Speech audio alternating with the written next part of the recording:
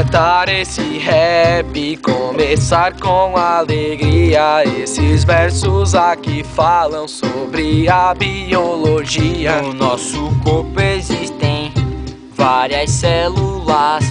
Vamos falar agora da tal da organela. Ela é muito importante, por isso eu vou falar.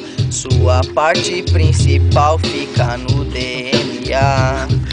Nos seus nucleotídeos existem a pentose, feita de carboidratos e desoxirribose. A base nitrogenada é formada por timina, contém guanina, adenina e citosina. O retículo granulado, vou dizer o que ele faz. Faz gordura, óleo e hormônios sexuais.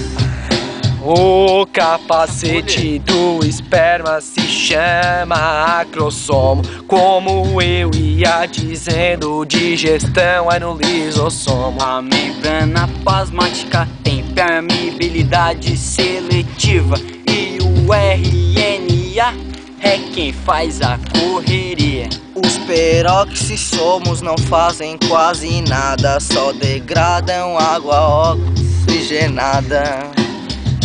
Vixe, opa, quase que eu esqueço delas. O citosol e o citogel, onde estão as organelas? Para se alimentar, ela faz heterofagia. Quando ela se come, ocorre a heterofagia. Acabou a nossa rima de biologia. Professora, dá uma notinha que a gente é joinha.